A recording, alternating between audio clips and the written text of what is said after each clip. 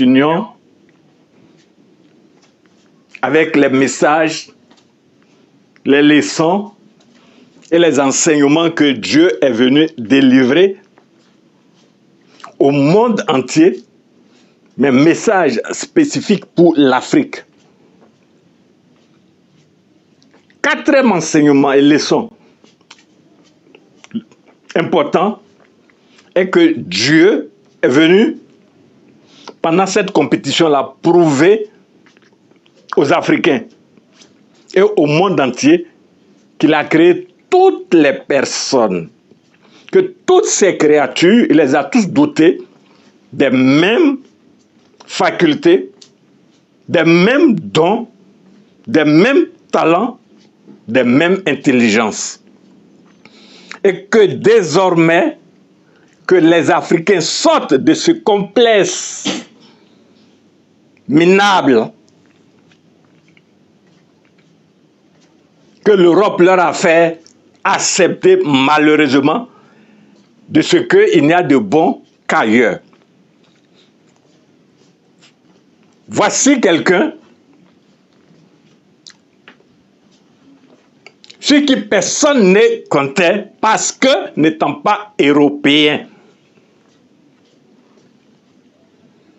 Mais Dieu a disposé toutes choses pour faire concourir ces choses-là pour sa gloire. Dieu a permis qu'il n'y ait pas d'autre solution que son instrument. On prend un Africain qui vient remplacer un soi-disant professionnel européen. Le résultat est là. Le monde entier a vu en 13 jours 4 victoires, et non des moindres. C'est un Africain qui a fait ça. Mais un Africain ivoirien et chrétien, je vais insister sur ce mot, chrétien bien-aimé. Cinquième enseignement. Pourquoi cela part de la Côte d'Ivoire, ce message que Dieu veut donner? Nous l'avons dit dans des messages précédents, que Dieu a commencé à parler à l'Afrique depuis longtemps, depuis plusieurs décennies. Mais l'Afrique a du mal à entrer dans la révélation de Dieu à cause de ce lavage monstre de cerveau des Africains en général. Lorsque en 1969, Dieu envoie un de ses ouins, un pape, le pape d'alors, pape Paul VI, il envoie en Afrique, en Ouganda, en Kampala, et il lui dit, Africains, soyez missionnaires de vous-même. Comment est-ce que les Africains ont compris ce message? En 1995, lorsque la Côte d'Ivoire célébrait le centenaire de la soi-disant évangélisation, Dieu a envoyé son légat, le représentant du pape Jean-Paul II, en la personne du cardinal Paul Poupard. Poussé par le Saint-Esprit, il prophétisa, et je dis, il a prophétisé, et je cite, Côte d'Ivoire, la nouvelle patrie du Christ. Oh, bien-aimé,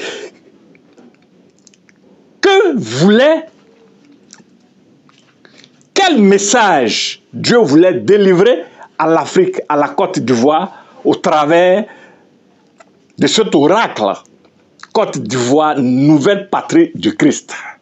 Bien-aimé, c'est de la patrie du Christ, de Jésus-Christ, que l'évangile est parti pour transformer le monde entier.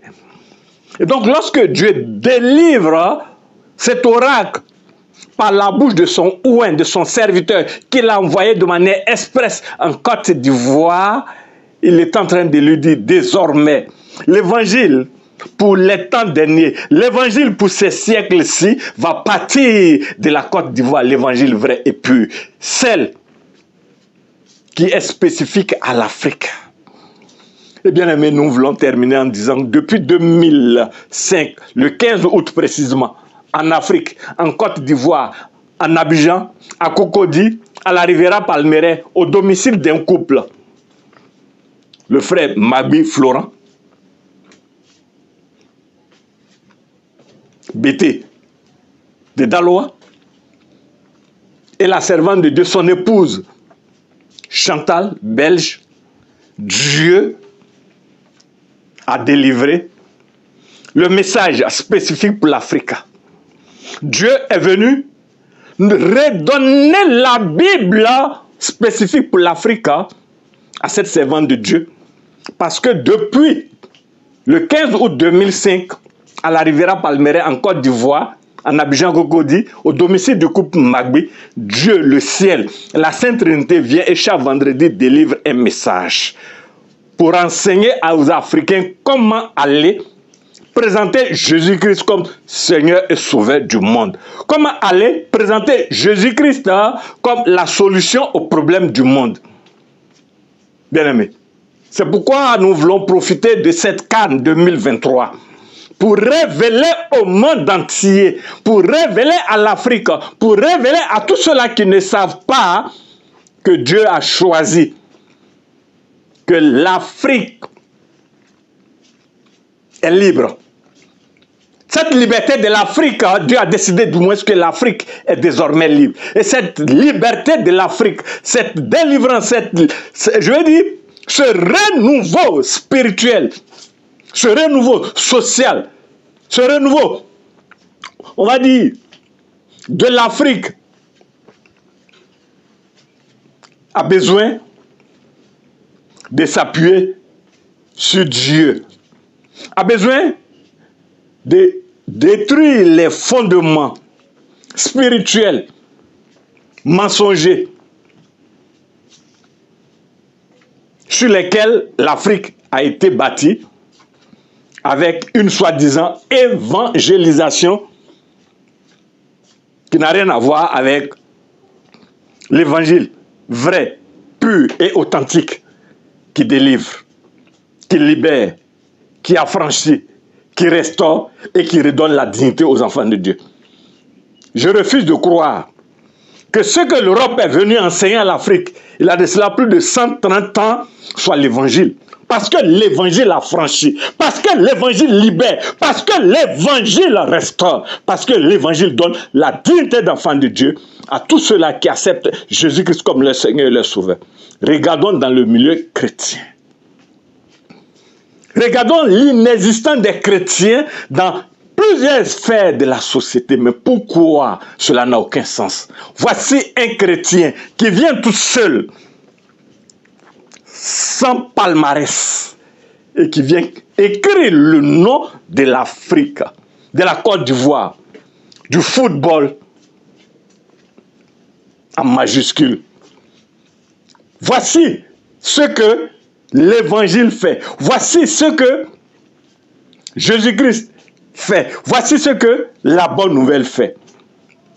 Nous refusons de croire que les mensonges dans lesquels nous avons été abreuvés viennent de Dieu. C'est pourquoi nous voulons demander à tous les serviteurs de Dieu, vrais et authentiques, de s'appuyer sur cette CAN 2023 qui vient de s'achever pour se lever comme un seul homme, pour désormais prêcher l'évangile vrai, l'évangile pur, l'évangile authentique qui affranchit, qui délivre, qui libère, qui restaure. Parce que les fondements de l'Afrique ont besoin d'être ébranlés sur tous les plans. Le fondement spirituel de l'Afrique qui ne confesse pas le vrai Dieu, le Dieu unique, qui a créé le ciel, la terre, la mer, avec tout son déploiement, ces fondements ont besoin d'être ébranlés, détruits, renversés pour rebâtir sur Christ. Et c'est cela qui est la mission de Marie, mère de la charité chrétienne, dont je suis missionnaire. Bien aimé, Dieu te bénisse. Je reviens pour la suite.